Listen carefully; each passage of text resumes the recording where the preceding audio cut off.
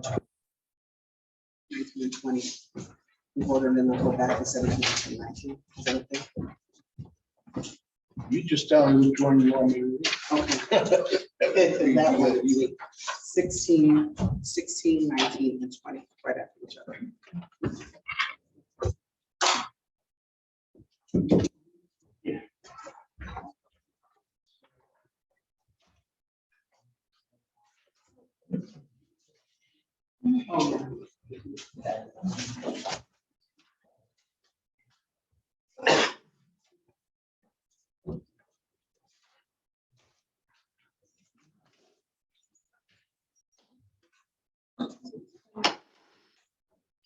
The Chicago Common Council regular meeting for Wednesday, March 23rd, 2022. Call to order. Please stand for the pledge of allegiance. I pledge allegiance to the flag of the United States of America and to the republic for which it stands, one nation, under God, indivisible, with liberty and justice for all.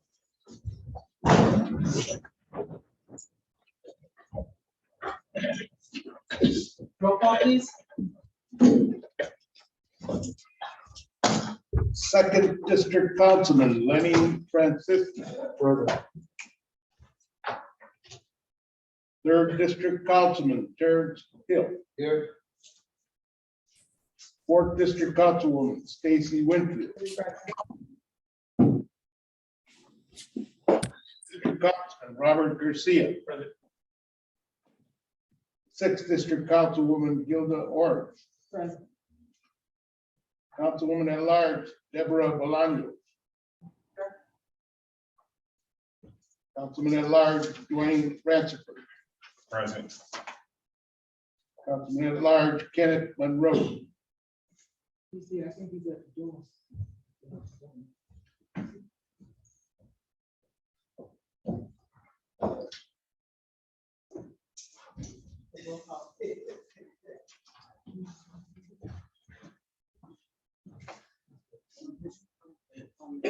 Councilman at Large Kenneth Monroe. Here.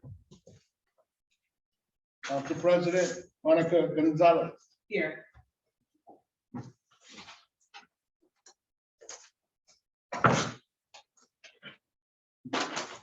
Start with the public hearing.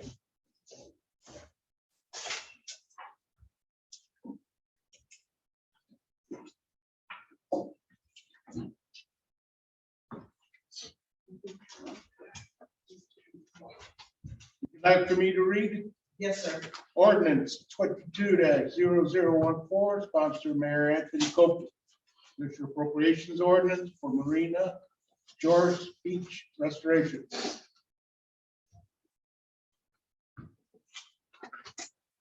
We have Natalie from Marina Superintendent.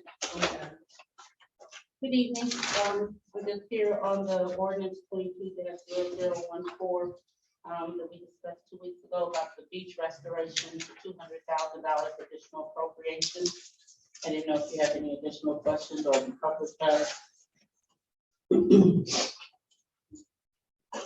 there anyone here to speak for or against the public hearing for ordinance 22-0014? If there is not, public hearing is closed. Thank you for your time.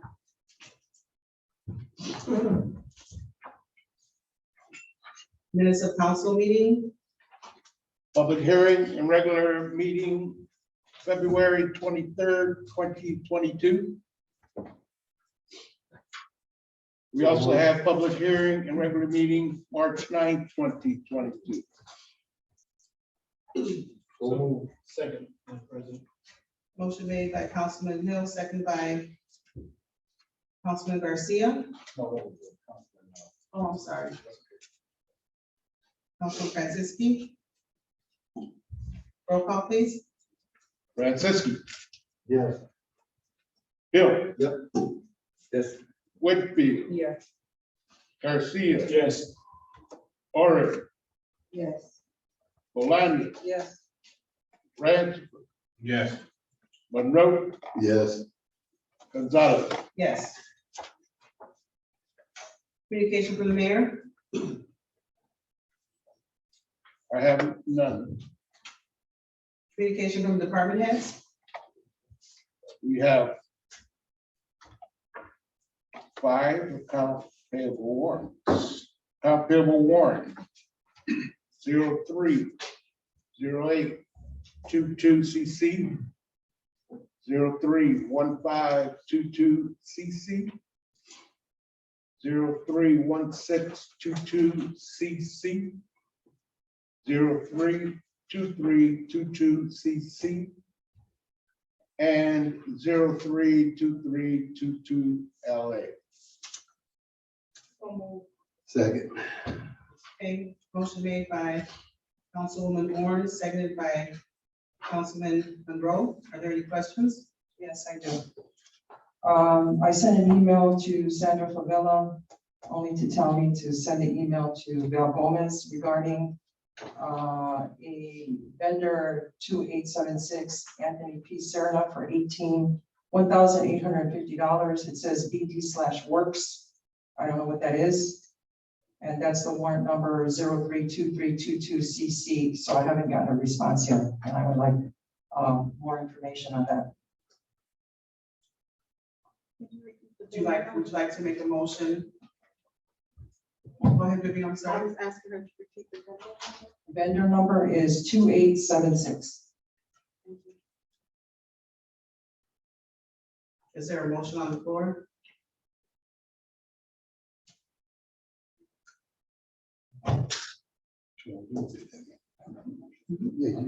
So I make the motion to get more information. To hold that Hold that, invoice. okay, hold the invoice for until I get more information. Motion made by Councilwoman Belanger, seconded by Councilman Garcia. Roll call, please. Francisco, No. Bill, No. Winfield, Yes. Garcia. Yes. Orange, No. Bolaños, Yes, Christopher, Can I ask a question on this on the? Yes. Yes. Monroe, Yes.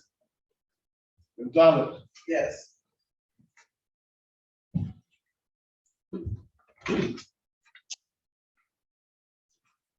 Roll call for the rest of the warrants. Francisco, Yes. Bill, Yes. Winfield, Yes. Garcia. No. Orange, Yes. Bolaños, yes, Christopher, Yes. Monroe, Yes. Gonzalez. Yes.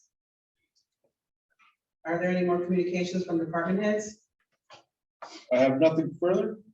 I recognize Chief Hector Rosario.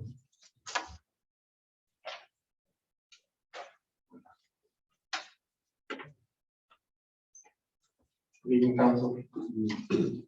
Chief Hector Rosario, East County Police Department. I know we had the opportunity to meet with some of you individually and in groups. So Deputy Chief put together a report basically explaining everything that we did discuss at over those meetings. Basically, it's the crime stats for the year, same thing that we give to FBI, the NIBRD report. It also talks about the shot spider incidents for last year, traffic stops for last year, and how we're handling manpower in the scheduling situation, the hiring process that we're going through, how we're looking to bring on jailers as well to kind of create the manpower in the back in the jail. Report writers who are actually there 24 hours a day taking reports. How we're going to bring back the street crime unit this summer, bike patrol. The deputy chief is working with code enforcement for the nuisance ordinance. And then at the end of it, it has our contact information. So. You guys are individually? It's just a report.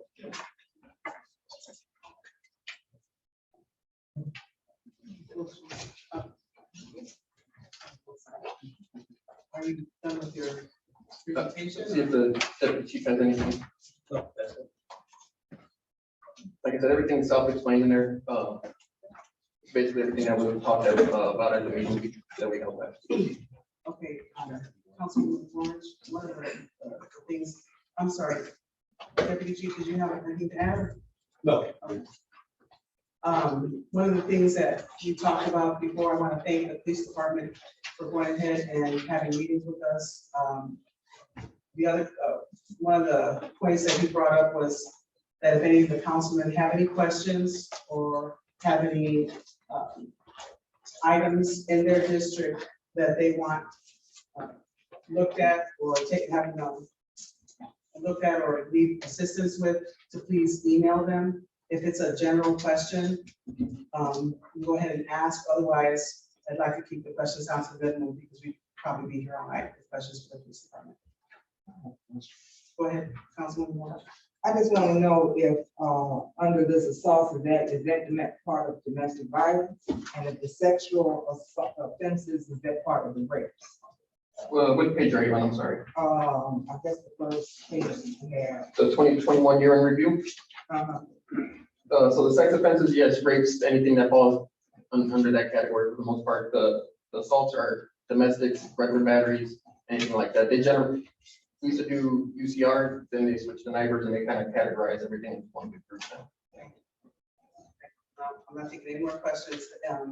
Like I said, we all, if you have any more or any specific to your districts, please email the chief and the deputy chief and let them know. Thank you.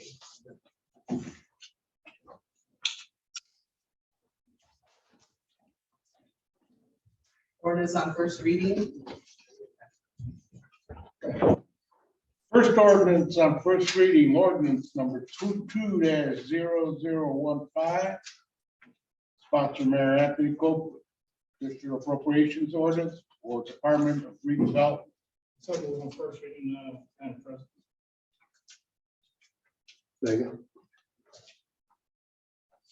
Okay, motion made by Councilman Garcia, seconded by Councilman Rowe. I'm sorry, we got 15? 15. Yes. We have someone for redevelopment. Councilman Garcia, did you have a question? Oh, hold on, Ms. Rivera. Okay,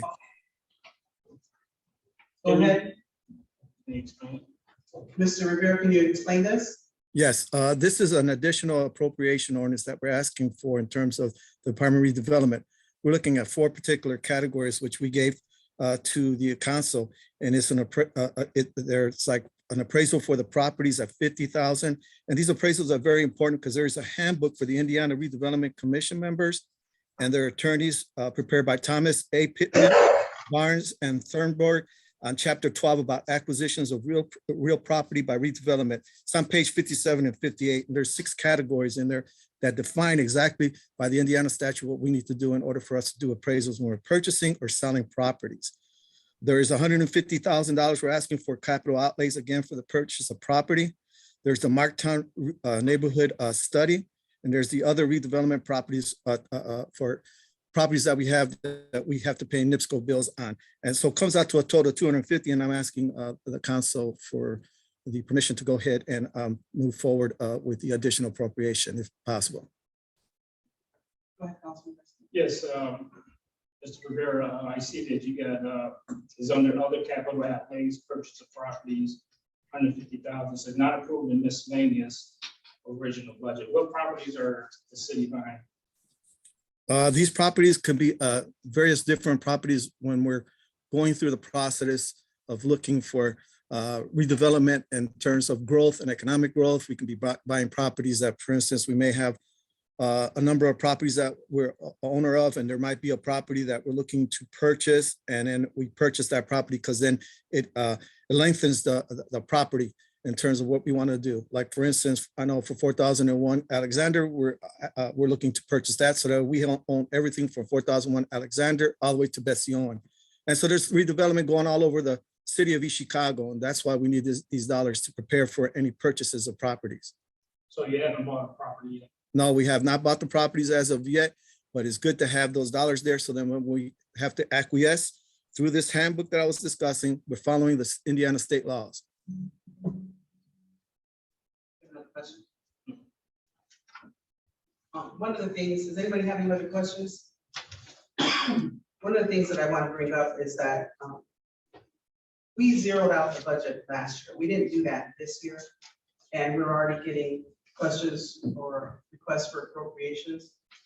Each department needs to do a better job of going over their budget and allocating for things that are necessary for the year, even if they give us an estimate of what it is. Because each council meeting, we're appropriating thousands of dollars, hundreds of thousands of dollars, when it should have been looked at the budget. And I think we just need to do a better job.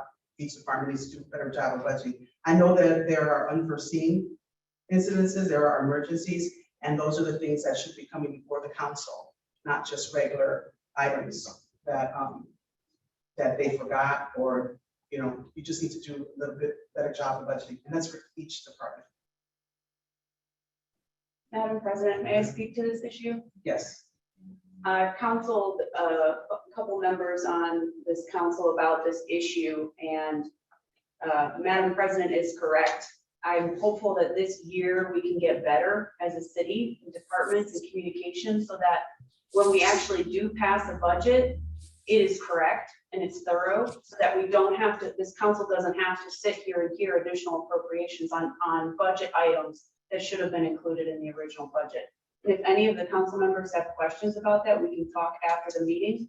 But I echo Madam President's comments about departments working to create a better, more thorough budget for their specific departments.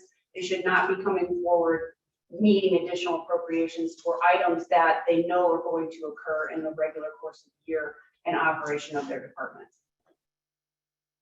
With that being said, roll call. Franciski. Yes. Hill. Yes. Winfield. Yes. Garcia. Yes. Ord. Yes. Maloney. Yes. Ransford. Yes. Monroe. Yes. Gonzalez. Yes.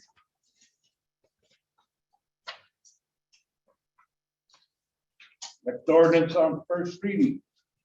Ordinance 22-0016, sponsored Mayor Anthony Copeland. Additional appropriations ordinance for the local development agreement fund.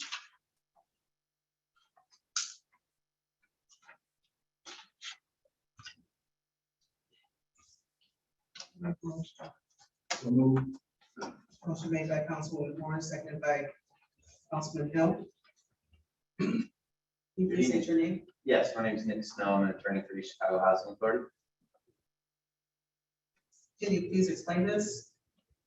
Yes, what is in front of you is a request for an additional appropriation that will come in the form of a loan from the city to East Chicago Housing Authority. The money is essentially intended to pass through East Chicago Housing Authority to the Lakeshore Manor development, which is the housing development that's currently in the works to replace the Nicosia building. We are looking at a closing date, I believe, tentatively within 90 days. The funding, I could spend a little bit of time, I guess, kind of going through the convoluted nature of how we got here with the funding, but it has to do with the amount of equity that ECHA is contributing directly to the project. In addition to the funds that ECHA is providing, there's also an FHA secured mortgage, as well as a bond issue that's going to be, I think, contemplated by the board or the commission, the council tonight as well. Sorry for getting home in front of you. So what we've presented is an ordinance for the appropriation and an interlocal agreement that would be signed between the city and the housing authority with a specific repayment term. And we want to stress these are funds that are being loaned with the idea that the city will have an repayment interest out of the proceeds of the project once the development is completed. Does anybody have any questions? Yes. Yes. And I have, Councilwoman Orange, I have spoken with Councilor Snow and I've reviewed this and I do recommend his approval. Councilman Garcia. Yes, I just, it's not a guarantee they're gonna repay us, correct?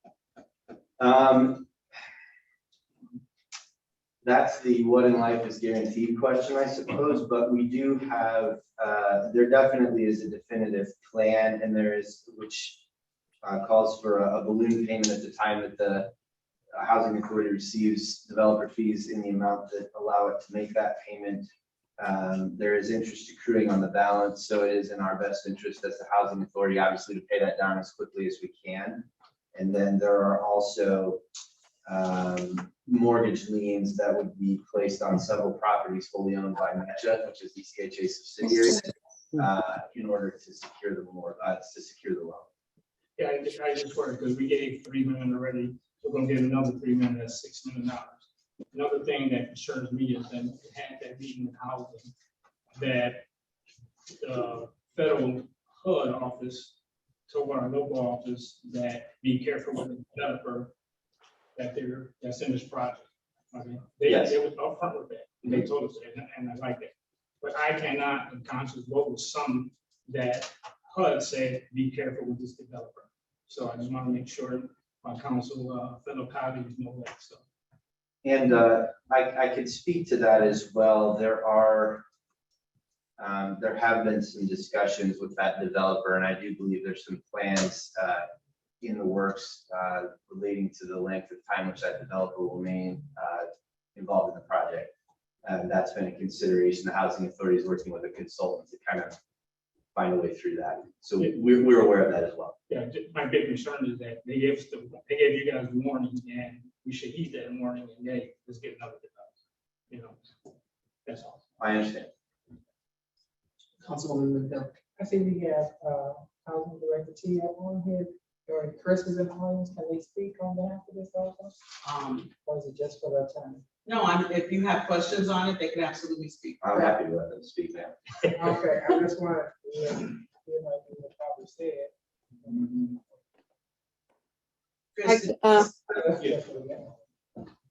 Hi, Common Council. This is Tia Cawley. I am on Zoom because I had surgery a couple of weeks ago and I'm on a scooter, so I apologize for not actually being able to be present. You do have my deputy director, which is Christopher Vinson, that is present. The monies that will come to the housing authority for this development, we have not taken down the first $3 million, which we are in the plans of getting that done sooner than later, probably within the next month. But I can assure you that the money will only be in the East Chicago Housing Authority hands. It will not be in, we are partnered with the developer that is in place. And at some point in time, we will actually be over the development. So we are the ones that are signing the contract, not only to go ahead and develop, but we're also signing the contract to be able to repay the city. So it is the housing authority's responsibility to make sure that this is managed right and that you will receive your funds back with interest. Does anybody have any questions? Councilwoman Orange. Why would HUD say something like that as far as development? I'm not, excuse me, Christopher Vince, Deputy Director, East Chicago Hospital. I'm not fully aware of HUD mentioning as far as being aware of the developer. Yes, there were some issues with the developer along the way. Those issues have been corrected. The developer will not be part of the full partnership for the duration of this. The developer is only part of this for the very beginning because the housing authority cannot guarantee construction loans, things like that. So that's why this developer is still on board for that part. But the developer will not, this developer will not be a part of this moving forward after the closing of the deal. After the 8609 was the tax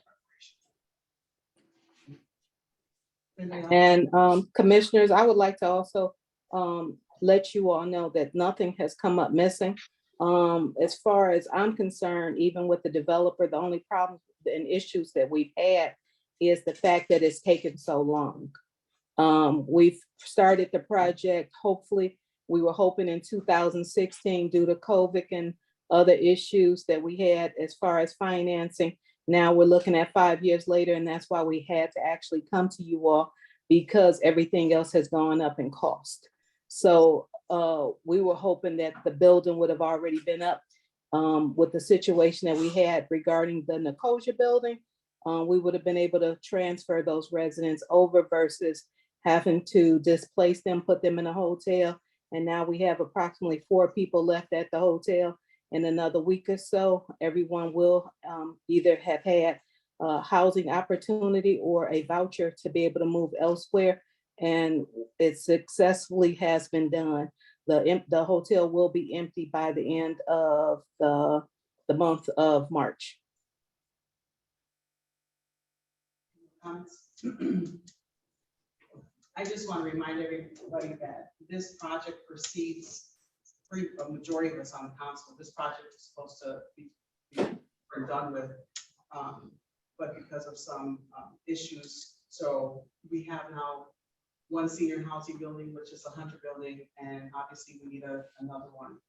So I just want to remind everybody that. With that being said, roll call. Franciski. Yes. Hill. Yes. Yes. Whitfield. Yes. Garcia. Yes. Orange. Yes. Maloney. Yes. Ratchford. Yes. Monroe. Yes. Gonzalez. Yes. Thank you so much, Council. I'm sure that once we have the ribbon breaking and the grand opening, we will make sure that you all are invited. We're planning on starting very, very soon. Have a great day. Thank you. Thank you. Thank you, Councilman. Just a quick note, we're gonna kind of go out of order. We're gonna hear 19 and then 20. I just want to make sure that the council is aware, because this ordinance coming up coincides with 16.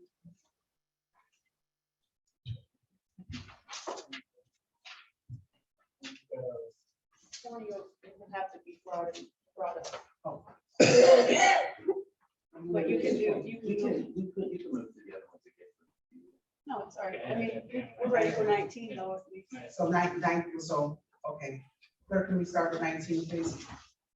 Ordinance 22-0019, sponsored Councilwoman Monica Gonzalez. An ordinance of the East Chicago Common Council concerning certain actions and proceedings with respect to the financing of certain lakeshore manor apartments. So move. Second. Motion made by Councilman Monroe, seconded by Councilman Garcia. Any questions? If there are any questions, bond counsel, Mr. Crawford is on Zoom right now. But I've worked very closely with him through this process and have been a part of this. And do recommend its approval. Councilman Garcia. Yeah, can you just explain the bond process Sure. for this project? Mr. Crawford, would you provide a brief explanation of this bond process for the council? Sonia, Certainly. I apologize, commissioners. Were you speaking to me again? No, ma'am. No, My Tia, counsel, I'm sorry. they're calling on Crawford, so.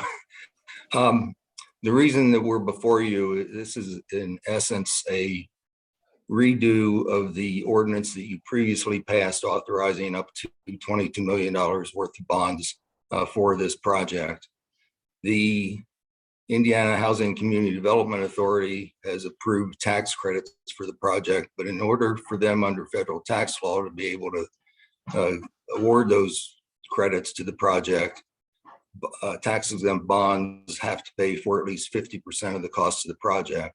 As Tia said, the cost of the project have gone up. And so the 22 million doesn't get us to the 50% test. The request is to increase that to 24 million. Everything else is the same under the ordinance as it was before. The way these bonds are structured, there will be the permanent mortgage, permanent loan will be a HUD 223F. The bonds will only be outstanding until the project's placed in service. The bondholders will be secured dollar for dollar with cash deposited with the bond trustee. What happens is the bond proceeds go into the bond trustee escrow. One of the developer, when the project requested a disbursement for construction costs reimbursement, the HUD lender will advance that amount to the bond trustee, so the bond trustee can release bond proceeds to make that payment, so that we have tracked for the Internal Revenue Service purposes the fact that the bond proceeds are being used to pay for the project cost. These aren't a general obligation of the city. The developers, as I indicated, are secured dollar for dollar. I'll be happy to answer any questions that you have. Any questions or comments? With that, roll call. Francisco. Yes. Hill. Yes. Winfield. Yes. Garcia. Yes. Orange. Yes. Maloney. Yes. Ratchford. Yes. Monroe. Yes. Gonzalez. Yes.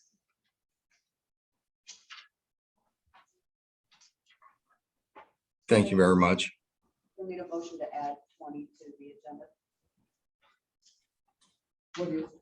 20 is the ordinance to enforce health officer order number 2201. And Counselor Snow is here to speak on that issue as well. Yes. Madam President, I'd like to make a motion to add ordinance number 22-0020 Second. and add ordinance 22-0010. Motion made by Councilman Garcia to add 220020 and 220010 as amended. Second. Seconded by Councilman Monroe. Point of order, Madam President. Yes. 10 is on table. 20 we're adding to the agenda. You'd like to. You may want to take those You want to take separate. separate motions then? Separate. So you want to just address Just send it over, I mean, that motion, and just the motion will be adding ordinance 220020. Is that second? By Second. motion made by Councilman Garcia to add 220020, seconded by Councilman Monroe. Roll call. Francisco. Yes. Hill. Yes. Winfield. Yeah. Garcia. Yes. Orange. Yes. Maloney. Yes. Ratchford. Yes. Monroe. Yes. Gonzalez. Yes. So, Madam President, on first reading. So moved.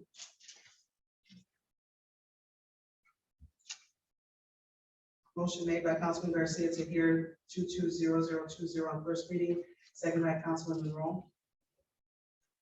And I'd just like to explain, can you read the ordinance title for me, please? Ordinance 22-0020, sponsor Mayor Anthony Cope.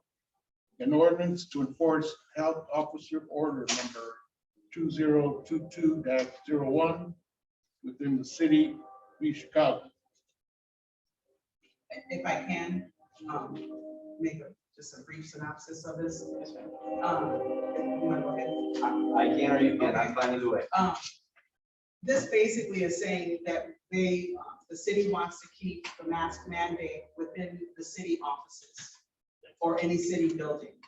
It's optional for businesses to have the mask mandate, but it keeps it so that we have to, whenever you're entering a building, mayor's office, the building department, any city buildings that you are required to have a mask. Is that correct? That is part of it, yes. Okay, go ahead and elaborate now. Thank you. First of all, thank you to the council clerk for bringing this onto the agenda. I appreciate the efforts there. And also Ms. Garcia Burns sends her regards. I hope she would be able to be present, but she's got some other matters to attend to. So, Madam President, you're correct in the sense that it maintains the the mask mandate within city buildings. It also maintains the mask mandate on city public transportation. So for the buses, it will still require that. I would note it works in conjunction with an executive order that we're working on right now as it relates to city employees. So there may be certain situations where within departments and private offices and things like that, the departments will have the ability to set their own policy with relation to masks, but in terms of common areas in the building, customer service areas, payment windows, those kinds of things, it will keep it in place. The other part of this is that the city, so for all other bars and restaurants, business establishments within the city, it will make the mask optional. It will remove the mask ordinance for them. And also to go along with that, the businesses and many of the establishments in the city have been operating at reduced capacity for a period of years at this point as a result of the initial pandemic related limits that were put out there. So this also relaxes that so that those businesses will be able to operate at full capacity.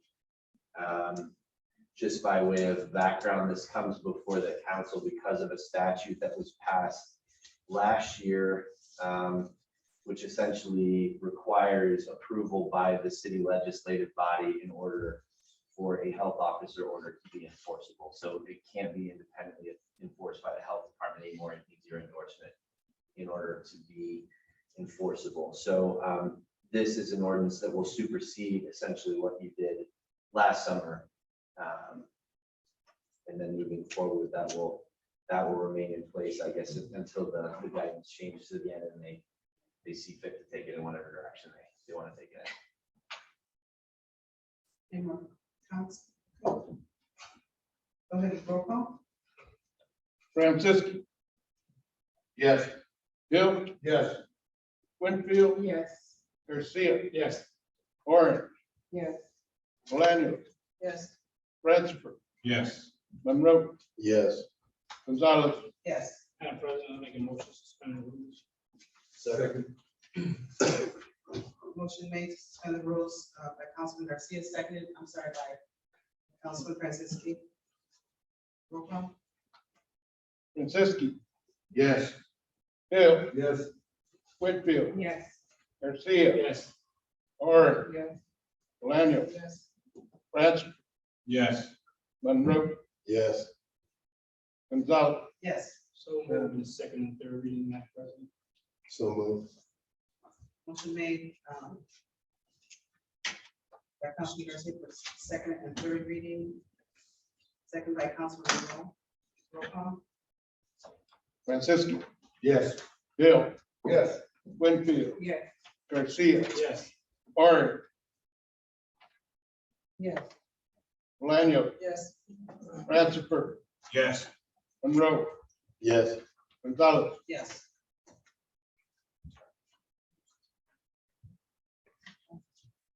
Next ordinance. Thank you, Council. Ordinance 22-0017. So moved. First and second reading, Madam President. Second. Sponsor Mayor Anthony Copeland, additional appropriations ordinance for multimedia department. Motion made by Councilman Garcia, seconded by Councilman Monroe.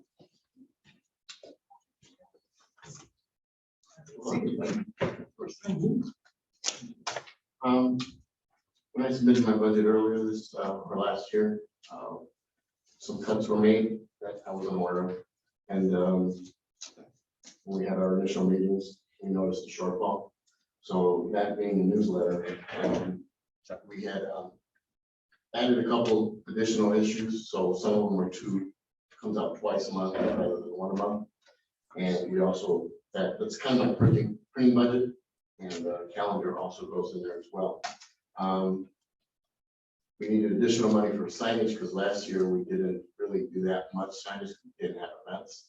I used to get that stuff from gaming, but now I need to re-add it back into my budget. The $13,000 we're asking for this new beautification project. You've seen the box that we did at Columbus Drive for Cesar Chavez. We want to do 2 in each district and all along Columbus Drive, just to beautify the city. So we're contemplating doing our contest or something that involve the community as well, possibly to design this box. And the last thing is the promotions for our events. Again, we did it from the beginning, but now that we're gonna have events again this year, I need that to promote our stuff. Steve, you said that Raider comes out twice a month. No, once a month, later in the year, sometimes we do twice a month. If I had, if we cancel that, we should. Councilman Hill, can you excuse yourself? If you're gonna be on the phone.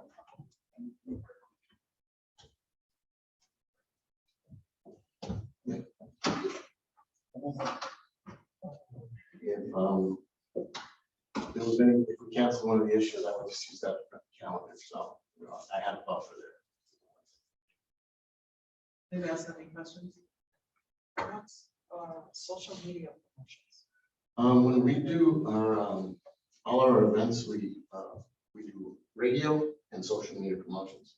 We're actually real lucky that this year, the company that we were working with before, hired Amy, this girl that used to do all the promotions for lighting. So she knows what she's doing. And I'm just happy that she's on that team. So she will be working with us to, Facebook and we're looking at Spotify this year and other things to get the word out. Does anybody else have any questions? So I have a couple of questions. So first of all, you don't have a budget? This is your budget for the year? No, I have a budget, but I had a shortfall. I don't know, I submitted most of the stuff like the printing and the newsletter, but when me and Jonathan were working on this together, we're like, hey, we're short. So I'm like, okay, well, we got cut somewhere. And, I wasn't sure why I got cut, but. So this is, so what you're asking for today is your. It's what I would regularly have. So That's what I'm asking. So say this moving is- forward, Right, this would be all in my budget except for traffic boxes. okay, and the social media, that is basically paying somebody, right, to do the social media, is that what you mean by that? We have to do paid promotions to get them, going everywhere.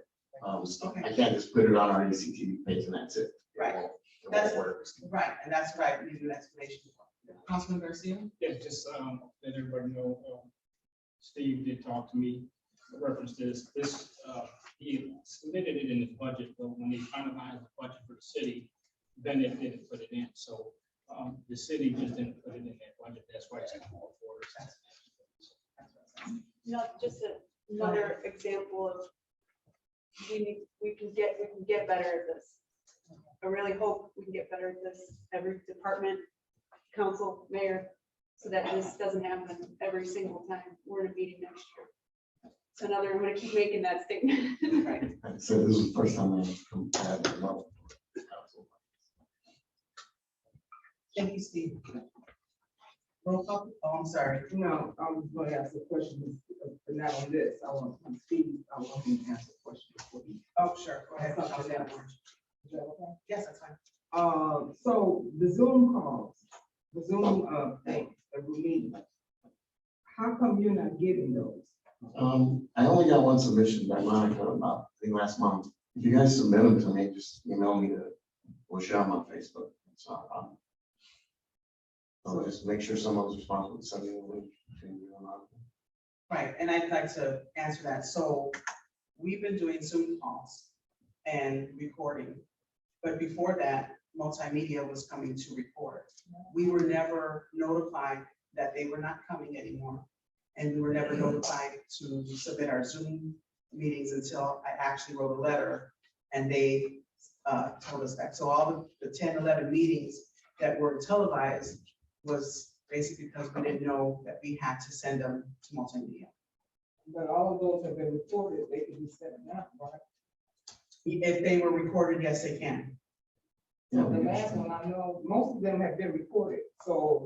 So the last one, Councilman Garcia, son?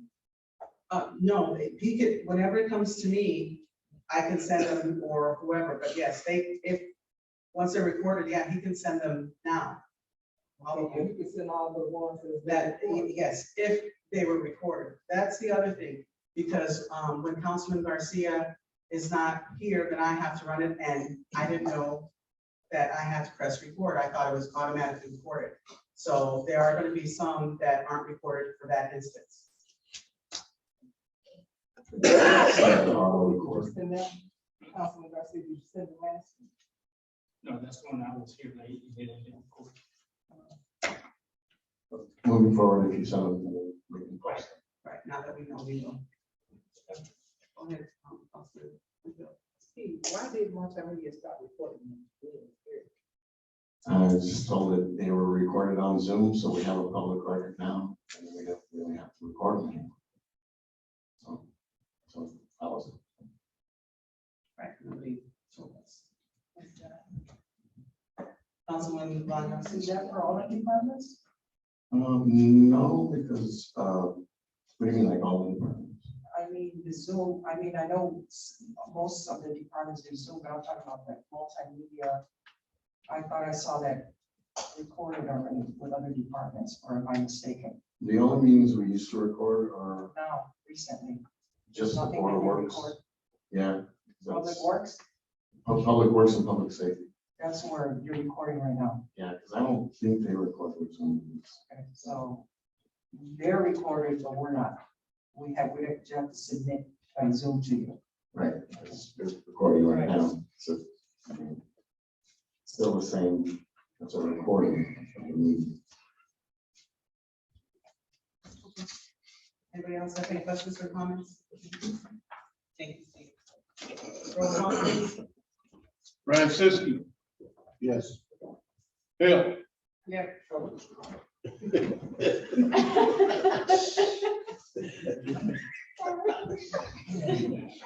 Winfield.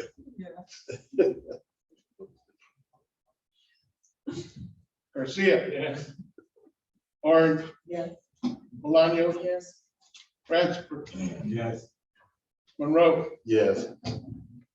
Gonzalez. Yes. Next ordinance. Next ordinance, first reading ordinance 22-0018. Sponsor Mayor Anthony Cope. Additional appropriation ordinance, Public Works Department. So go on first and second, Madam President. Second. Motion made by Councilman Garcia, seconded by Councilman Monroe. We have Mr. Sid here from Public Works to speak on this ordinance. Good evening, Board of Council. I'm here to ask for appropriation of funds for vendor Calumet Waste and Recycling, also Acton Inc. Regional Services, R&D Construction, SNEED Construction, S&S Sales, STM Enterprise in the amount of $50,000 each for the account of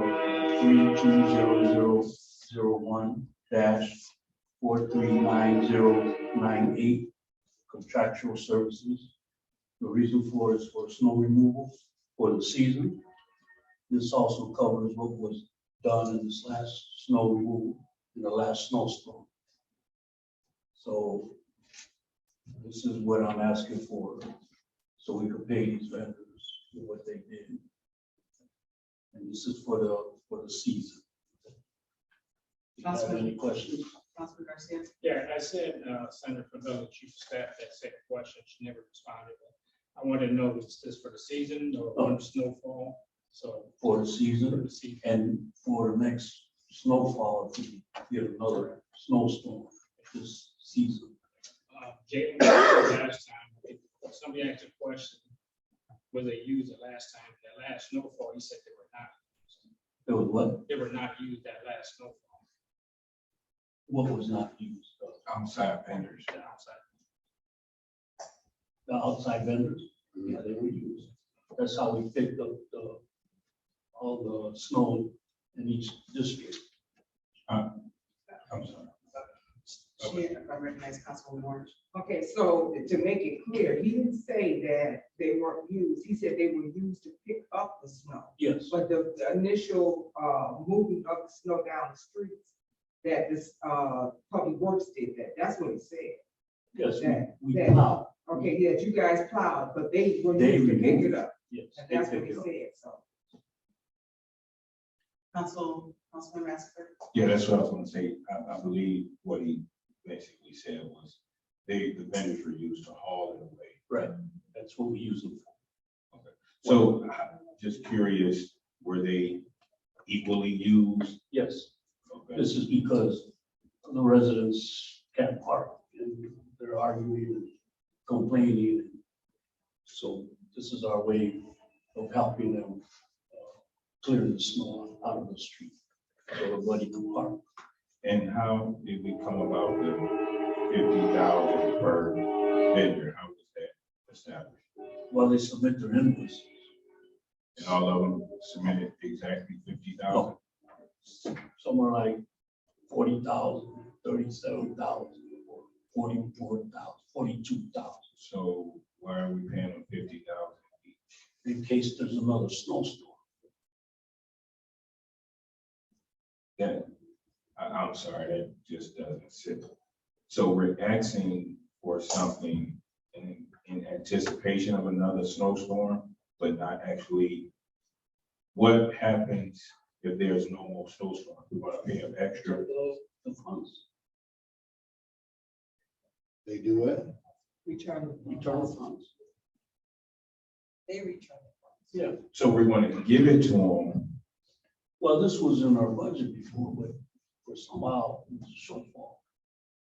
Right, and I'm not, any vendor that does work within the Now we city have to should ask. be paid. Pardon? Any vendor, from my standpoint, that does work within the city should be paid. My question is, how do we come up about this price? And you're saying some of them was 37, but we're paying $50,000. Because not all of them would have the same amount of hours. I think that's just further confusing me, I'm sorry. Councilman Monroe. No, I think what he's trying, you said some was 30, some was 40, and then if it don't snow, they give the money back. If it snow, they use a certain amount. Is that correct? Yes. Councilman Orange. I think that we're getting lost in translation here, because I think that they're not giving them a check for $50,000 and saying, okay, if you don't use it, give it back. I think that they're allowing them up to 50,000 to be used. If we get another snowstorm, you only had 37, and if you're able to make up your money, I guess you would get the additional money or whatever it is, but no more than $50,000 for each person. You cannot make any more than 50,000. That I is think correct. that's what he's trying to Okay, explain. no, that makes sense. That's, Councilman Winfield. I was the same thing. I was gonna say it's up to 50. Up to I think the way it was presented to us was probably a little confusing because it should have said 37, but he has it for 50, it'll snow again and it goes up to 50, we're not going over 50,000. that is correct. But there's a balance of each one might have a different amount. Right. May I speak? Madam President? Yes, can I just make a comment before, now I know Jay came before us telling us that there was no contractors used to plow the snow. No, it's a remove. So I was out with another councilwoman and the owner of one of the companies came up to us and said, you know, we really tried to remove, we were contracted by the city, we really tried to remove that snow, but it's hard because of the speed bumps. But according to you all, no contractors are removing snow. So I know there might be some kind of disconnect, and that's fine, but we just need to know the whole story. With that being said, I'm not sure where there was some disconnect in your budget, but again, we need to go back and forecast at the beginning or when we're doing budgeting to budget this in so that you're not coming back. And you can budget for emergency funding. But again, there needs to be a better job in budgeting. Go ahead, Attorney Jones. I would just suggest the council, since this needs a public hearing anyway, maybe between now and the time we actually pass it on third and final, that perhaps if there's purchase orders or invoices that can be submitted to the council for review, this would make things a little bit easier for everybody to feel comfortable with this additional 350,000. Just a suggestion. We suggest. Councilman Garcia. Yeah, Madam President, I was at the public finance meeting Wednesday anyway, so this could be part. But I think, yeah, it should have been in this budget already. So as these vendors, as snowfall comes, they submit their claims and then they get paid. You know, that's how simple it is, you know. But to let these vendors know we got up to 50,000, I think they're gonna hit that. They're gonna hit that high table if you let them know you got up to $50,000 to build the city. So let them build the city as they pick up the snow or clean the snow. I'd just like to say it was in our budget, but it was shortfall from somewhere. It was in our contractual services and we come up short. But we did submit in our budget. So that's why we're short. So like Steve, they shorted it. Right. So that's my reason there. Roll call. Francis. Yes. Winfield. Yes. Garcia. Yes. Orange. Yeah. Maloney. Yes.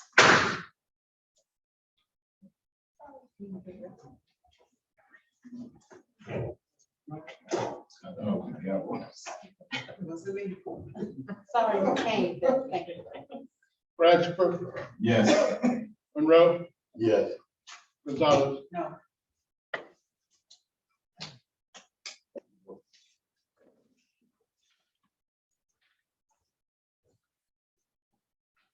Ordinance, second reading.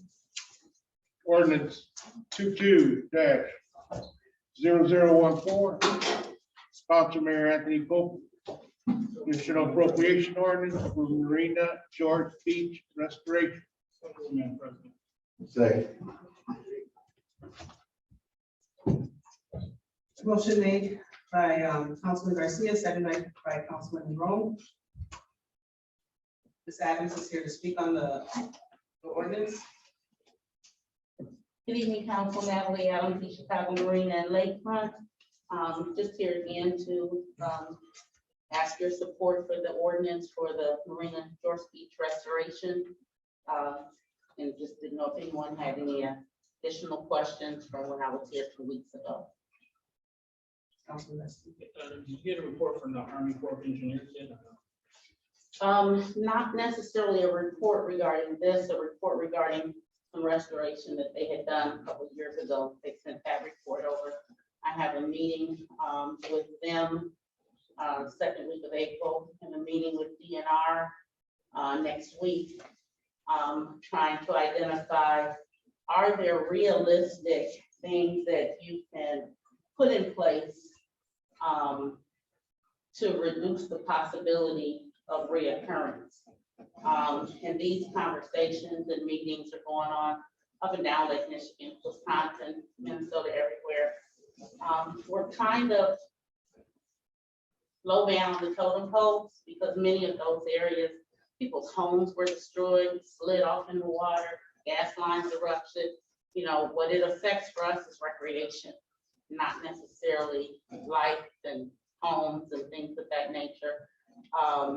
But they recognize, you know, what I'm being told is that nationally reducing carbon emissions is what some scientists are saying is the only way to correct this long term. That's outside of our wheelhouse. I mean, there's nothing we can do about that.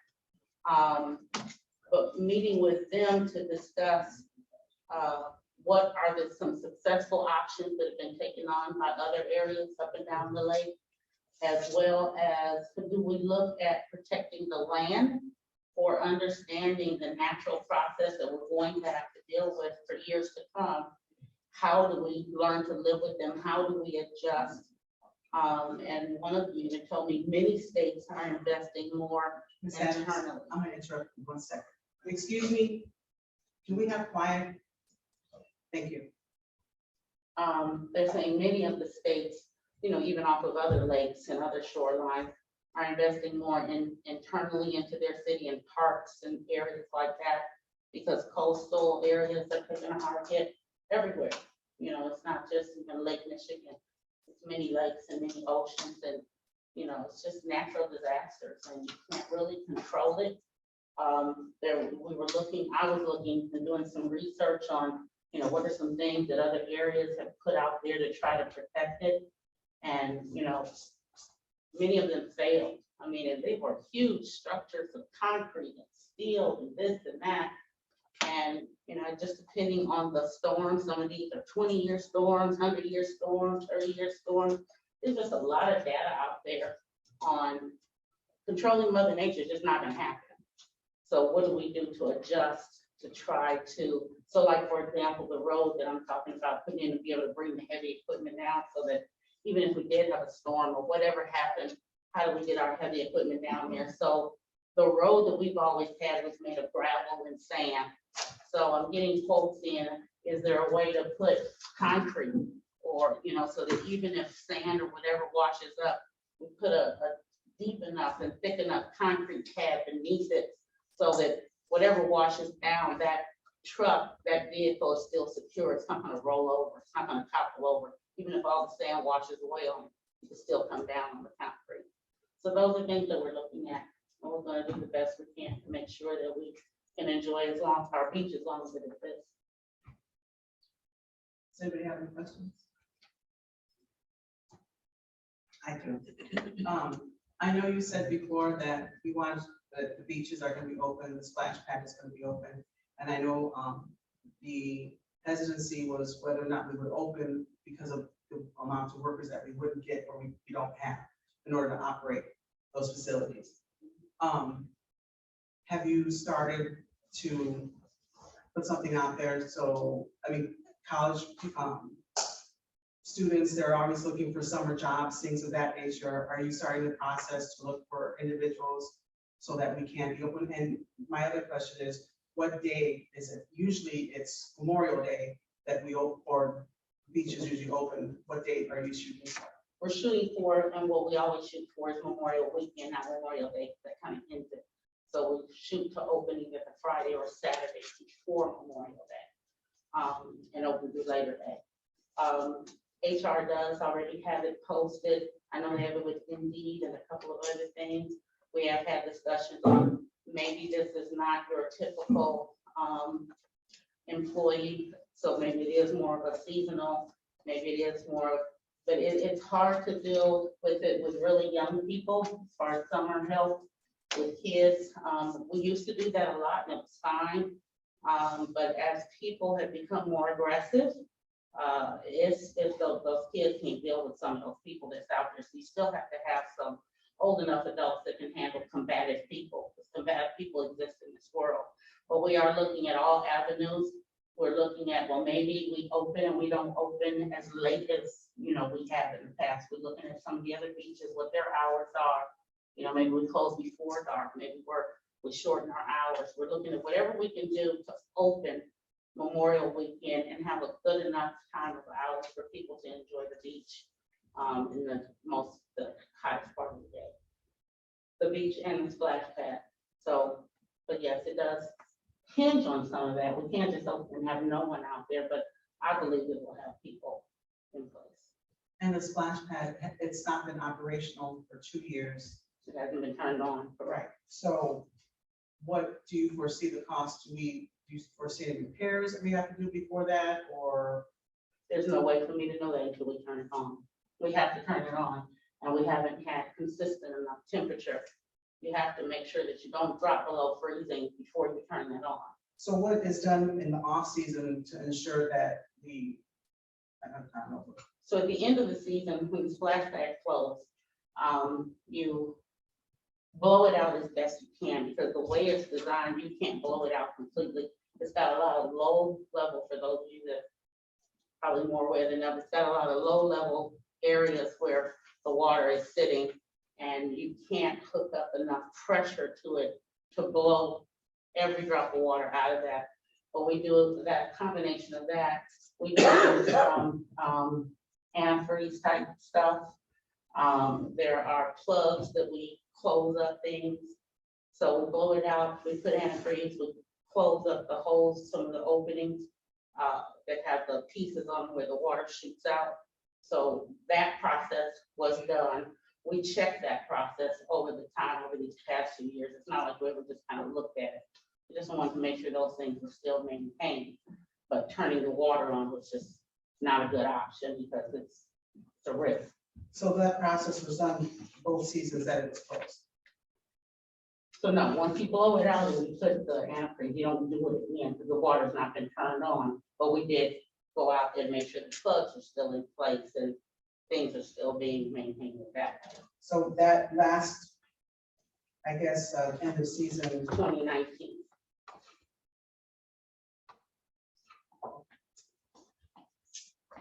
Councilman Francis. Yes, so my question is, I understand that you did all the necessary, you took all the necessary precautions to ensure or do your best to minimize the water freezing, but I understand obviously COVID, it affected us, it affected everyone. But even though we couldn't have the, the kids or whoever at the beach park, we didn't, run the system to see if it runs, so we can like, okay, this is an issue. Let me put this in my budget going into, we just want to wait till. We didn't want to turn on, because we did have the conversation. Do we turn it on? Do we run it? Do we see how it's operating? Do we go ahead and do that? And then when it's time to shut it down at the end of the season, anytime you're shutting it down at the end of the season, you're running the risk is it blown out well enough? Or do we just roll the dice and say, leave it shut down. We don't see that anything burst as far as water. Because even though you shut it down, if you have a main line break, that water's going to show itself. That never appeared. So it was in our position, we felt it was better to leave it and wait until we turn it on. So it's our hope to turn it on. Well, I had to get the funding approved, but if the funding is approved, it's our hope to turn it on next week. I believe we look at temperature for as far out as we can. As long as we have those consistent days where the nighttime doesn't dip below freezing, we can get that water on so that we can see where are we. And it's our hope that it, maybe it's good. I just really don't know. I won't know until that's turned on. But I'll be happy to, even though I may not have anything on the agenda in 2 weeks, if we have the right temperature and if we turn the water on, I'll be happy to come back and give you an update. Okay. And my other question was, as it pertains to employment, I know you said you have listings on Indeed, and the problem with dealing with youth is obviously their ability to deal with combative issues. I guess my question is, can we work with the schools to get qualified, certified lifeguards there, and kind of work with our police department to have like beach patrol to, be there in case an event. So the youth is not dealing with combative issues. They're there in an event that someone. I guess those are things that can all be looked at. And like I said, just talking to HR, because everything comes through HR.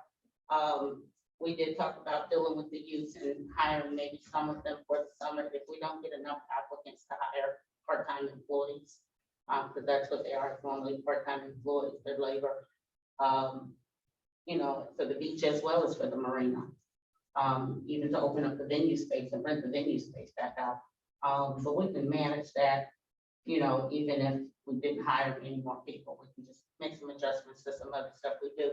But with regard to police, that year of 2019, we did start having, we had a combination of police as well as security guards out there patrolling to help with that.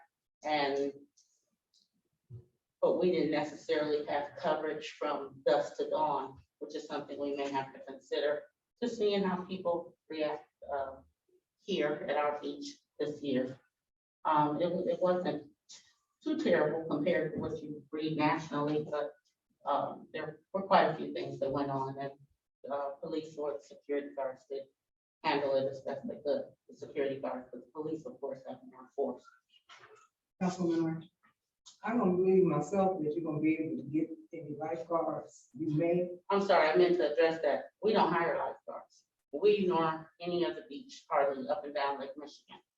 I think Michigan City might still do that. Most beaches do not hire lifeguards anymore.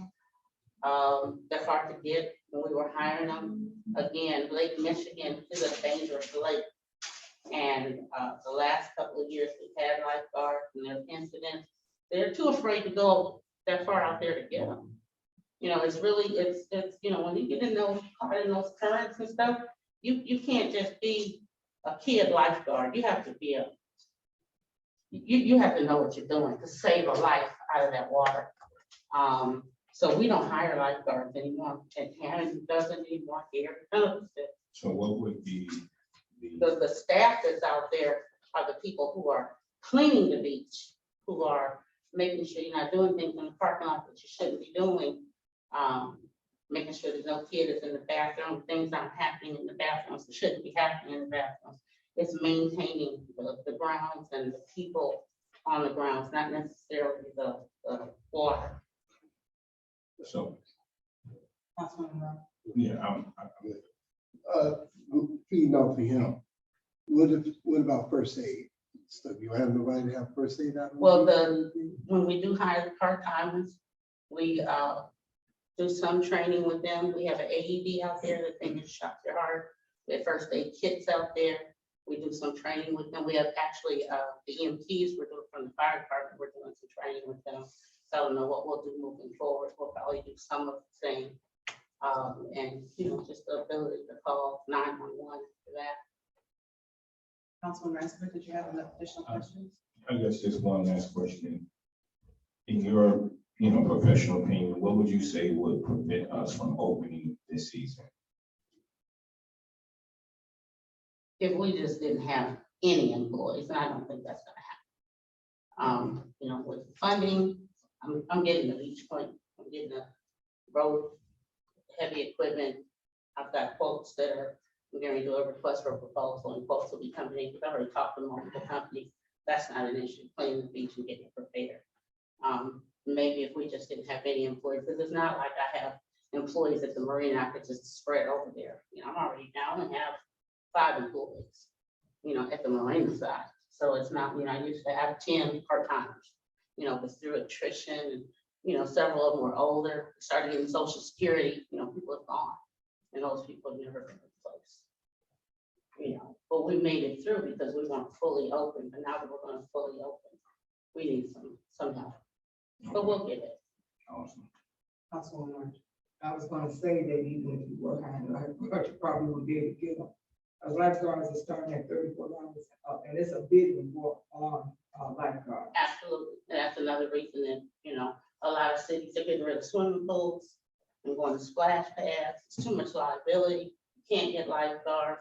They are very, they're requiring a lot more money than people are willing, than cities are willing to pay. Any more comments? Yeah, why was this not added to your budget at the end of the year?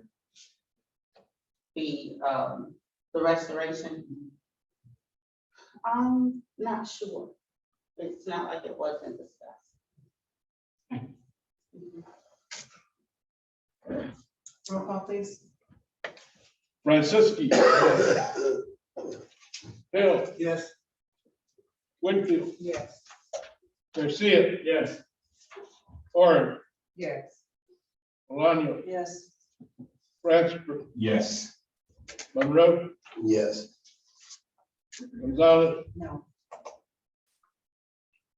Thank you. No. Councilwoman I Rowe. make a motion to suspend the rules and stay on third and final. Second. Motion made by Councilman Horn to suspend the rules, seconded by Councilman Hill, is that correct? Yes. Roll call. Francisco. Yes. Hill, Yes. Winfield, Yes. Garcia. One no. To suspend the rules, would you like me to continue? Madam President, Can you give me direction on that, please? as long as it's one no, it fails. Then no need to continue.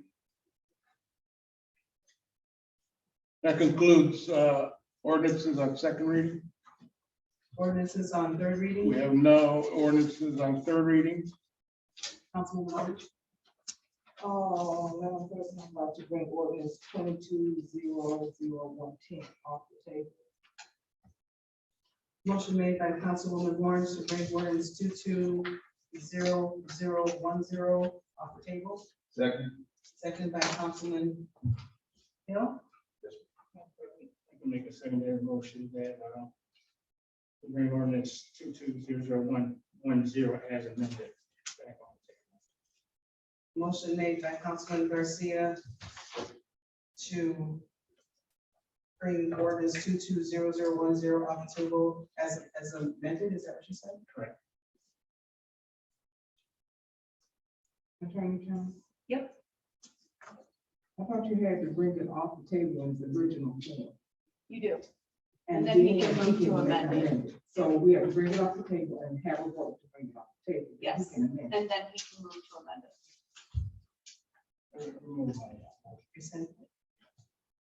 A motion is to bring 22-0010 off the table. Motion made by Councilwoman Orange, seconded by Councilman Hill.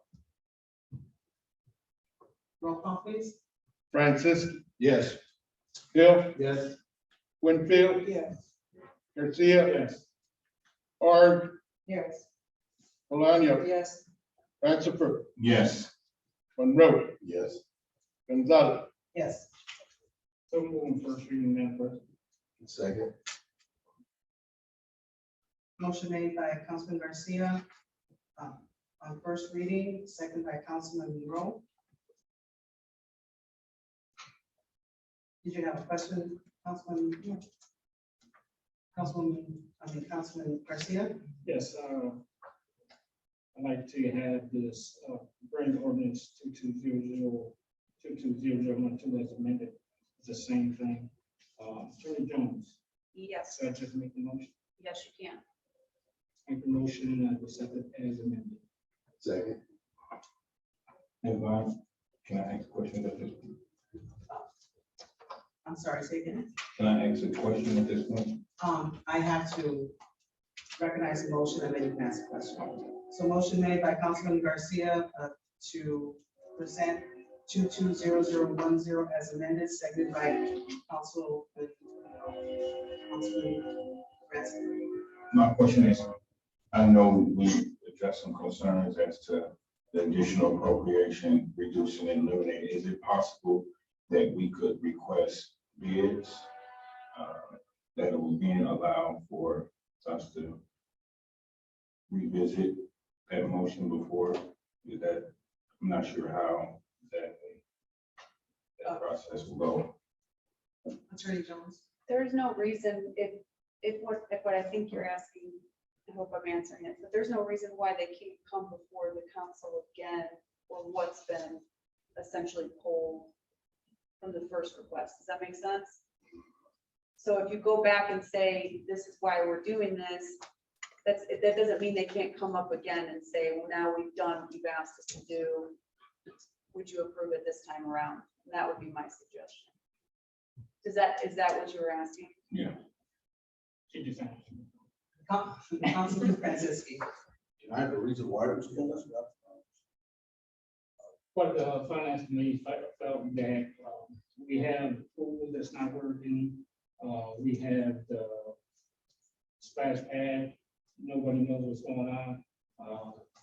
This, for me, I feel that if once we know they could keep the equipment working that they have, then you know what, I feel confident let them have something else. But for the last 2 years, haven't been working. They should have been worked on and fixed. There should have been no reason they should have been up and running. Councilman Hill. And my question, Yes, he asked you a question. The amendment, what is the amendment?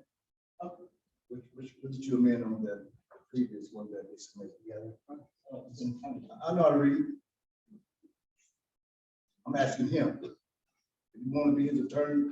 To the wrong one. Say what?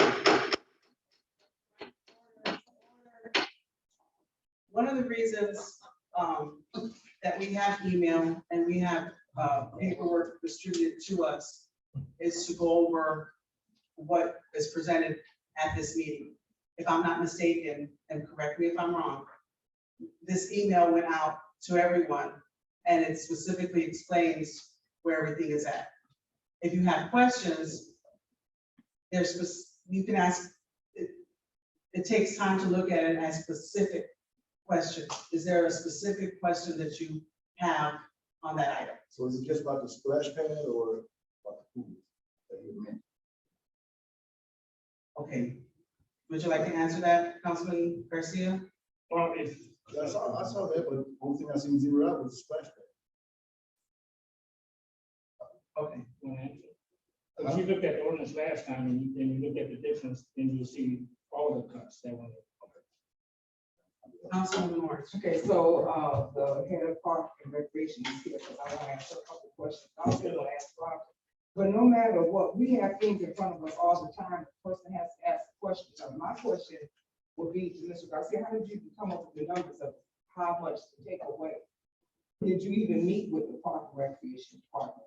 So if you didn't meet with them or discuss it with them, how do you know how much to take from each thing? You just randomly took as much as you wanted to and just decide to go down and say, hey, I'm gonna take 50,000 from here because I don't think they need that.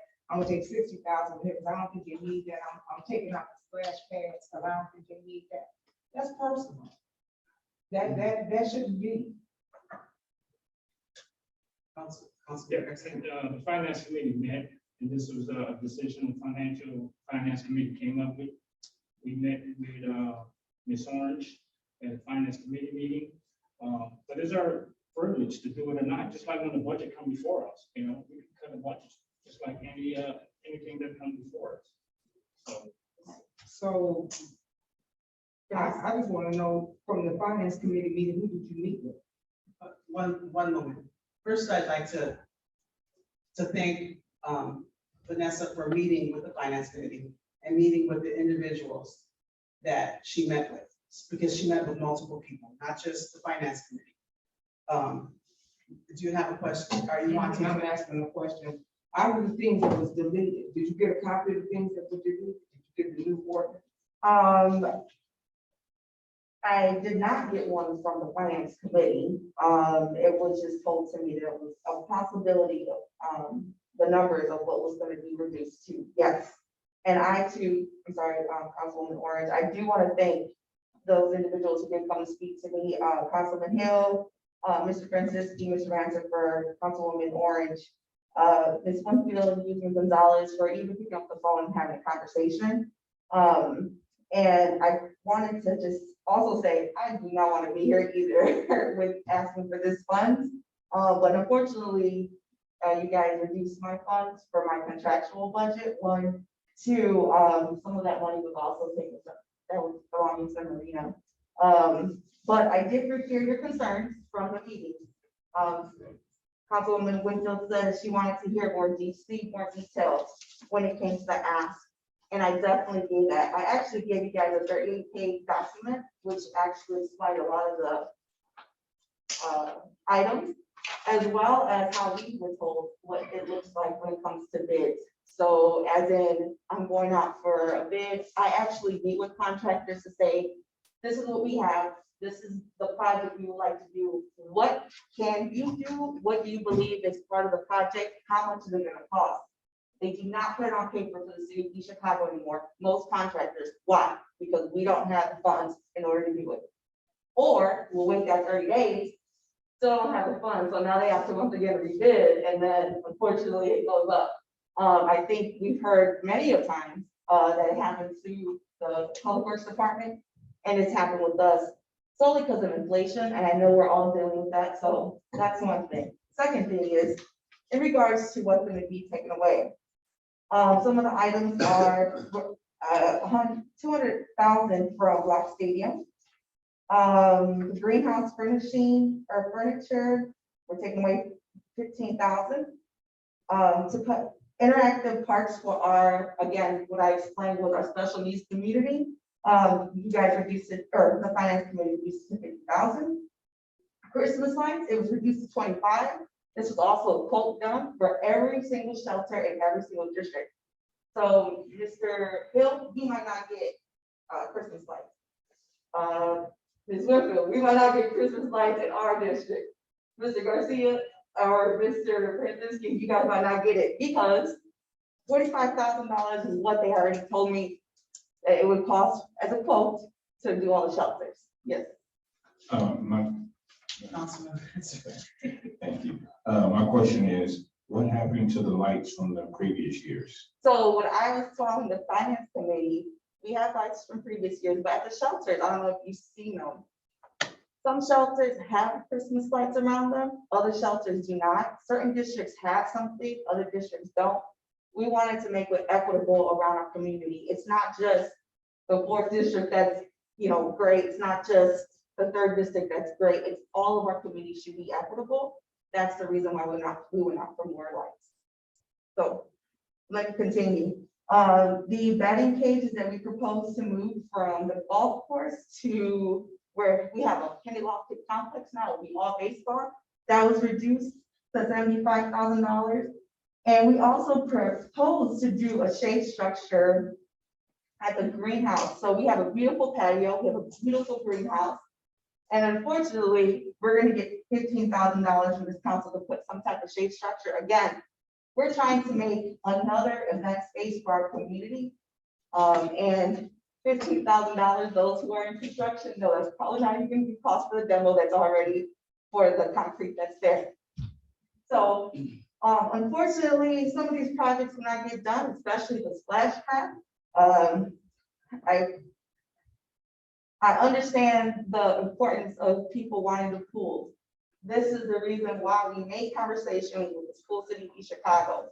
The mayor is committed to make sure that we're gonna put whatever we need with them to do our, to clean it up, make sure you're able to use it. One of the things that was concerned was how are the community come in, during the school. We have back entrances that we'll be able to use. We haven't got the actual amount of how much it's gonna cost to help them. We just had an assessment done, like Mr. Francisci could agree to that. They checked to see how much it's gonna be to fix everything. Again, we will have some type of swimming class, we'll have learn to swim. That's where I learned that, so I know that there was always a connection between the both. That's not gonna stop. But we are gonna do splash pads 1, because it's more economical in the long run. 2, everyone's able to enjoy it, whether you can swim or not. If you are in a wheelchair or not, now you'll be able to go there. The point is to make sure that we give the residents of East Chicago all the ability to enjoy everything that we have. And these are gaming funds that I'm asking for. This is not something that's in my budget that I usually ask for. It's gaming funds. Gaming funds, we do come before you guys ask to be appropriated, not coming out of my budget. So I, like you, don't want to be here every night or every Wednesday. But I will, whatever I have to do to make sure that we have things programmed as well as structures for our residents moving forward. Councilman Garcia. Yeah, I just want to say, me and Councilman Romero met with Keith Selby and Will Manning. And what they told me was that from now on, they will come with us with shovel-ready projects, no action for large amounts of money. So anytime they come before this council, they're gonna have the bids, they're gonna be ready to go. And that's the only way to go. We're not saying no to the splash pads. Hey, get some bids out there. Hey, these are the bids. You can get them, and there's no problem. And that's what, and he will and keep working all over. So they spend millions and millions of dollars. So they going out, getting those bids, and they come before this council. A lot of those projects that started, like the Roxana project, we appropriated $14 million. They only used $5 million of that money. So what happened with the rest of that money, it came back to the budget because there was no PO tied up. So last year was so much money that came back because there was no POs, no bids, no nothing. So that money comes back. Finance committee goes, hey, they just want to say, you got bids, you ready to go? Then we're ready to go. Councilman Garcia, you are correct, actually. I work with Keith Selby to do all these projects. He is the main person, my main contact, and he did talk to me a day or two ago after you guys spoke. And he said, moving forward, we'll be going to do bids. Even if we don't get them, it might be more later, but that's a risk you're gonna take and come back and ask you guys for more funding if that's the case. So I do agree. He did say that to me maybe about a day or so. If that makes sense, yeah. Councilwoman, just to have it clear, there's not gonna be a pool, outdoor pool, that you're looking at going into the schools. Well, hopefully the school will approve it, the school board will approve that, and everything, insurance, and the city is gonna be responsible for the insurance. So there is currently an MOU, Mr. Smith was here because he actually, I think, one of the people who drew it up. Yes, so we have an MOU with them, and the liability does fall back onto the city, and that's within the MOU. And while the school, well, I hate to put that hat on, but the mayor is the one who will help the schools in whatever funding that is needed to make sure that the schools are up to par. Okay. So At that's both clear. locations too, Block and Central. So the Block School is up to date? It's open, yes, but. Yes. Just you probably like- Well, I'll tell you this, sorry to say though, kids are not swimming there because they cannot find a certified lifeguard. And so that is a problem everywhere, so. Yep. But yes, both pools are up to state code. And that's one of the main reasons why we just don't, many cities are moving away from pools. I think I gave you a couple of articles that are saying they're moving away from pools. Even, affluent Dyer, Sherrville, they're not putting in a pool, they're putting in a splash pad.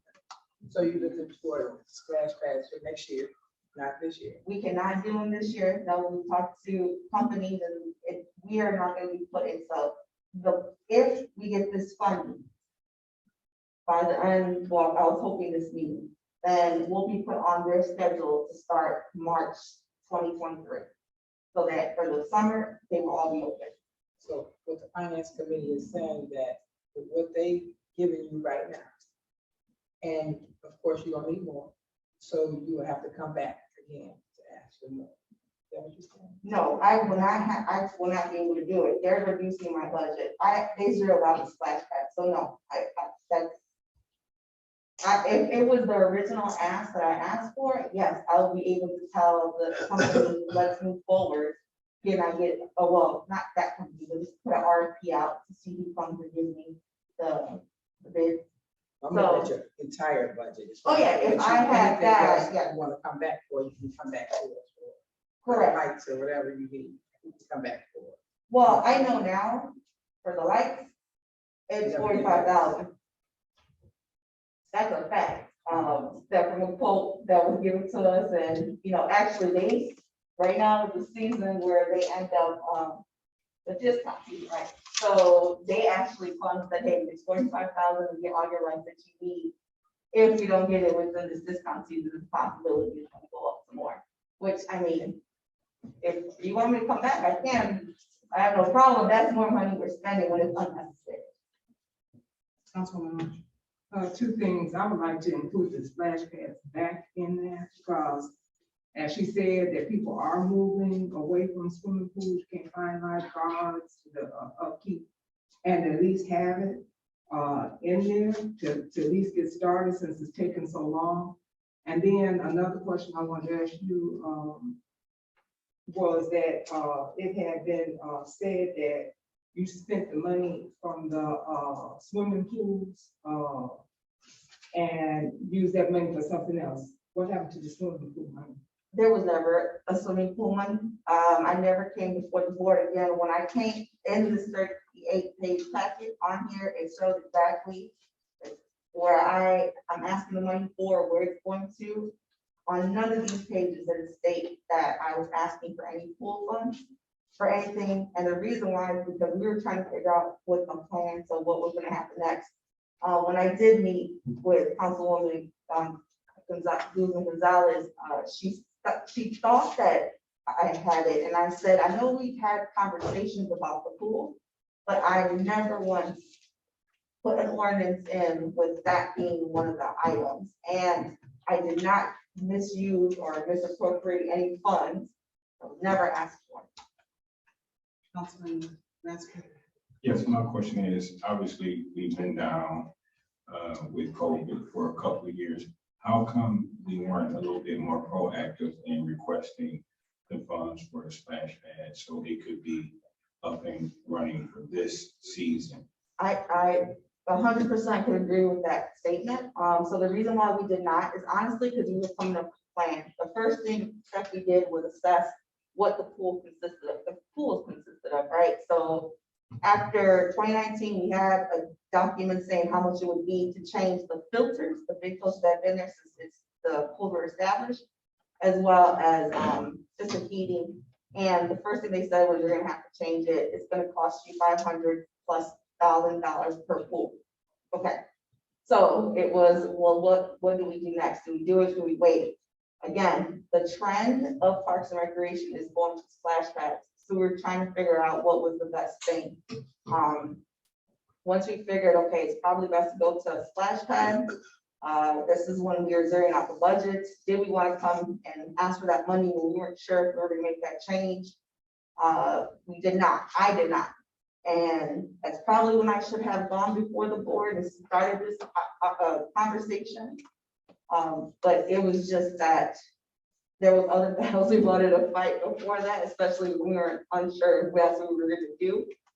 Now we're at this point. We assumed because of the fact that we're moving to a splash pad, we were going to get everything in quicker.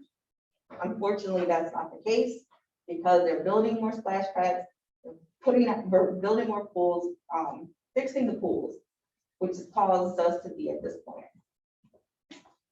My next question is, if are you able to get those bids by the next meeting? And if so, would there be in time enough to meet that next year's deadline? So there will have to be RFPs, and we have a process with the RFP because of the amount that it's going to be. I cannot tell you that I'll be able to get it for the next meeting. I'm not sure. That you have to have a waiting process. You have to send it, mail it out. You have to actually have it heard, open the bids up. That does take time. And I don't know if they'll hold my spot, because we don't know exactly what company we're going to go with. So can I answer that question wholeheartedly? I cannot. So the companies that you spoke, that you were in conversations with, did you get any hard written deadlines as to when to? Verbally, hard, verbal conversation that myself and Keith Sully both had with Spear Companies. He stated that the minute that we get it in, if we get it in this month, we'd be able to have the start of March 2023. And I could give you the gentleman's number. I actually tried to reach out to him today and see if I could get an email so I could bring it to you guys so you can see that was what he said. I will call him tomorrow and I can get you that information. But he said in our meeting with Keith Selby that if we get this passed, I'll be able to have it for sure March 2023. Councilman Lyons. Where exactly are you doing this splash pad? So they're gonna go where the pools are at. The plan is to open up all that so everyone can just enjoy it on a regular. We won't have a lifeguard. We won't have someone there really watching everything. You could come up like just when you're walking the trails, if you want to just go to the splash pad, we're gonna make it nice. The plan is to do something that's not a sculpture, but it's interactive where even if it's not on, you'll be able to see a beautiful sight rather than just the splash pads. But it will be where it's at. And again, the reason why we're doing that is because we already have the pool house that's there. So the apparatuses and plumbing are there. We asked if we could use all the plumbing that's underneath, hopefully to kind of lower the cost, but they again, were gonna check to see if you could push everything through, see what works, what doesn't work. And if that's the case, then, I mean, it's not gonna change the timeline, it's just gonna be cost bump down. And those are 2 pools. The 2 pools, yes. Okay, so do you know how old the Washington pool is by any chance? 19, is it, I don't know if it's between 1998 to 2000. Trying to figure that out too. 1998? Between 98 and 2000 is when they were actually done. And the filter, the heater, which was never used, nothing has been updated on that portion of it. There has been updates to the floors, to the side, to the bathhouse, but nothing to the actual filters. I mean, the filters are probably almost as big as this room. Where now they're working with some filters that are probably this big. I like the idea, really I do, but to try to sell this to my neighbors that we've lived there, say 98 to 2000, first thing they're gonna tell me, hey, that pool looks new. And I know what you're saying. I like the idea about accessibility to people that are disabled. I mean, that's something good. And the other point that you brought up about the lifeguards, I understand that. And by sight, it might look nice, but another thing that I guess is very important is, like we're all talking about, there's not gonna be a lifeguard on duty. And if I recall correctly, the last time that we had pools open, they would shut down. I remember when Coach Monroe was the superintendent, it was hard to find lifeguards there. We had to have kids from the schools to come and do that. Miss Hilda, I remember her always scrambling to get the kids. I mean, it's always been an issue, but now. But we always had lifeguards. Nowadays you don't though. It's now a brand new different breed of kids who just don't do that. And I've seen the pool shut down because there's no lifeguards. So. I think the other thing, what I would like to see is a bid, and I know that it's gonna cut your time down. It's just the way of explaining it to the people, I mean, you know, I don't know. I mean, that's fine. It's You know what it just, is. we have to understand, it's gonna be pushed back. Yeah, just want to tell my colleagues, any municipality, any school board, anytime they're gonna do a project, it goes out to bid, all right? Then it comes before the school board or anything else, something like this, we need to get that in bid form. Finance committee has no problem with that, you know what? We're not gonna let a contractor hold us hostage. I'm pretty sure there's plenty of companies out there, and we tell them, hey, this is, we don't know, we won't get this, we might get this passed in the next couple months or so, and if we get it done, that's the only way we can get this done. But I'm not gonna blindly vote for something. I'm not.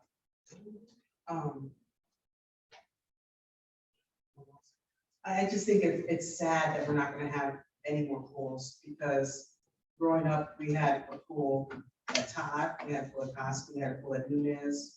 And people learned how to swim there, and I think it's sad because there's not a lot of, there was programs that trained the kids within the school so that they could be lifeguards for the season. So that's kind of, it's just sad for me. The other thing is that I think we need to see at least the estimate on bids. I'm okay with the splash pads taking over the pool, but I think we need to have a better look on exactly how much it's gonna cost. And if it costs more than what she has allocated, that's fine, but we need to have figures in front of us before I can agree to passing in the full amount. Would that be? I'm sorry, did you have? Attorney John, I mean, shaking your head. so- No, I'm just following along. Go ahead, Joe. Well, I was just trying to figure out if there was an amendment to the amendment. No. Okay, So, so you're still on the first amendment. yes. So roll call, please. So we're voting on We're voting on passing the amended version of this ordinance, and it's 220010. Franciski. No. Hill. No. Whitfield. Garcia. Yes. Orange. No. Bolaño. Yes. Ratchford. No.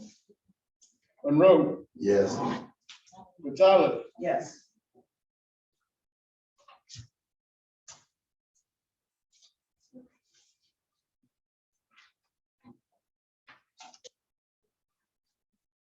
Yes.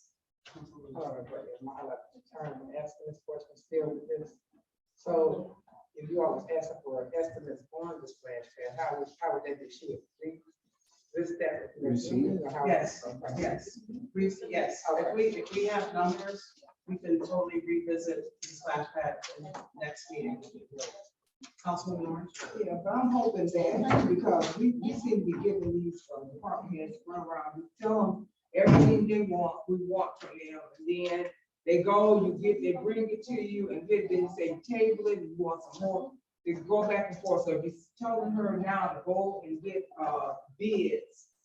And if it's, and show you the bids, and then you get that bid and say, okay, now that bid is too high. What's too high? I mean, give us some guidelines of what you want to see before you do all that work, and then you guys come back and stand before her and say, well, no, we decided we're not gonna do that. As I stated before, we don't have any bids, so we have no idea what the cost would be. So once we get bids in front of us or estimates in front of us, we can make a better determination, as I said before, if it costs more than $600,000. But it is our duty to ask questions.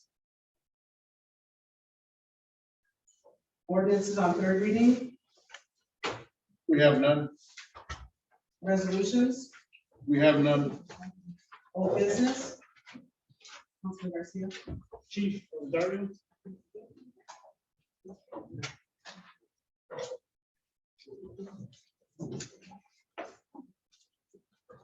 Just want to thank you for giving those stats last month. I appreciate that. Thank you.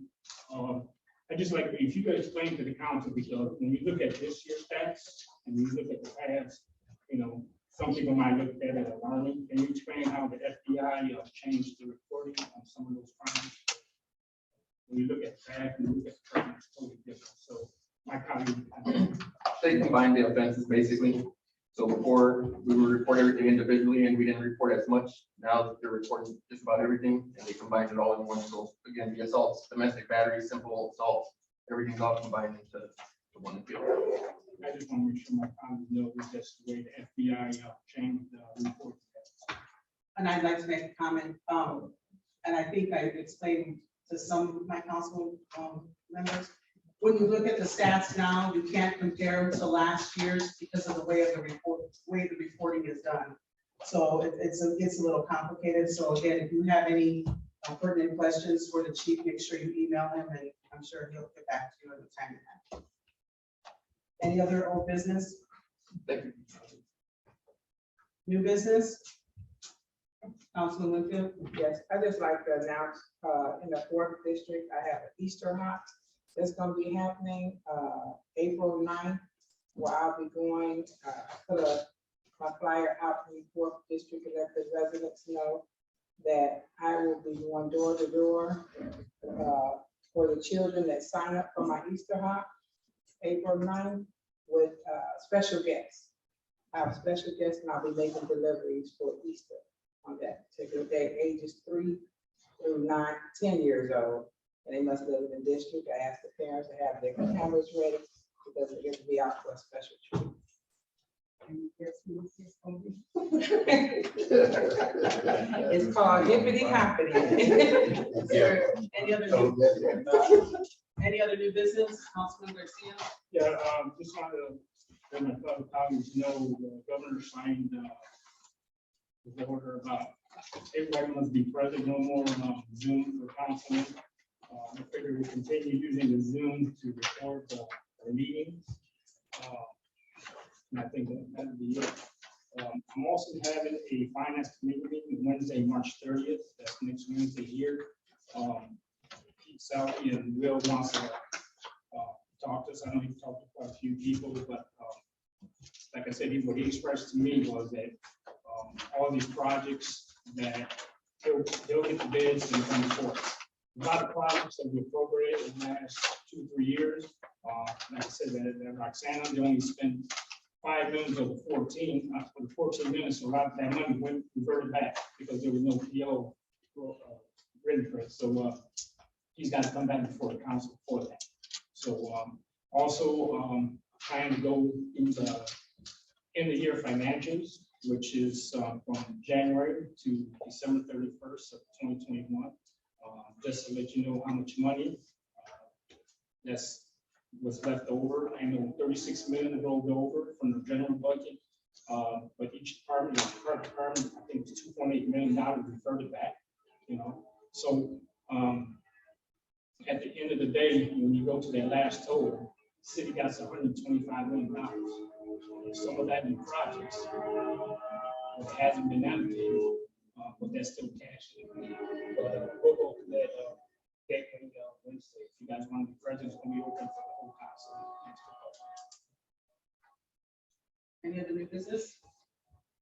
I have a couple. On Saturday, in honor of Women's History Month, myself, Councilwoman Bolaños, and Councilwoman Winfield are having a coffee hour at the Indiana Restaurant from 8:30 to 9:30. So all women of East Chicago want to know more about the city or their services, you are welcome. And also Councilwoman Bolaños and myself, in honor of Cesar Chavez Day of Service, we are having a food drive that started Monday and will continue to the 31st. And it's benefiting Catholic Charities Food Pantry here on Elm Street in the Harbor. So if you have any canned goods or any non-perishable foods, they are welcome either on my porch or her porch. You can either call and we can do pickups. That is my new business. Anything else, new business?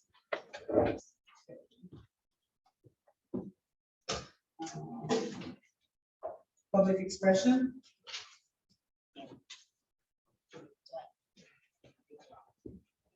Mr. Vincent.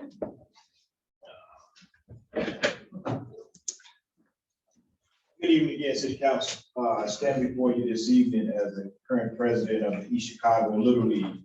Stand before you with sponsorship letter as the season quickly approaches. We do have 4, maybe 3 sponsorship tiers, and we're asking for the City Council for your support in this upcoming baseball season. As registration has begun, practice begins the 1st of April, with opening day beginning the 1st weekend in May. So I'd like to pass these out to the City Council. Absolutely. Okay, adjournment, do I have a motion for adjournment? Second. Motion to adjourn made by Councilman Garcia, seconded by Councilman Rowe. Roll call please. Francisco. Yes. Bill. Bill. Yeah, yes. Winfield. Garcia. Yes. Orange. Yes. Orange. Yes. Bolaños. Yes. Francis. Yes. Monroe. Yes. Gonzalez.